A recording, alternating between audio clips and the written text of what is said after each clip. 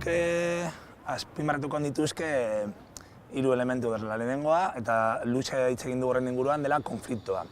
Hau da, normalean horrelako prozesuak pizten direnean, edo sortzen direnean, beti dago konflikto bat. Orduan egon gara hitz egiten, nola kudeatzen den konflikto, edo kudeatu baino, nola ulertzen dugu edo nola onartzen dugu konflikto hori badagola eta agian inkluso dela ona aurrera egiteko. Osea, konflikto hori horrek egiten duena da, pixkat pausoak emotea eta onartzea konfliktoa izan aldela motore ere, bai.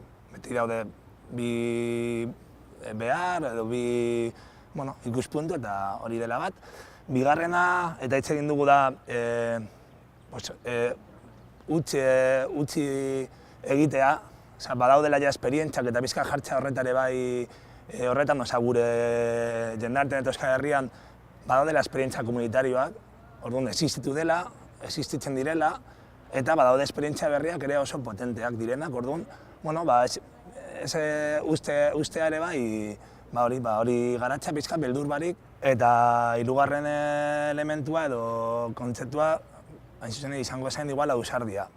Hau da, teknikoki beti daukagu beldur bat, horrelako proiektu esperimentalak edo nun espazioa ez dagoela oso ondo definituta, komunala dena eta horrela, hori nola arautzen den, nola egiten den hitzarmen bat, nola kudeatzen den, eta bota da, batzutan ere ausartak izan behar garela eta pixkat esperimentatu egiten dira,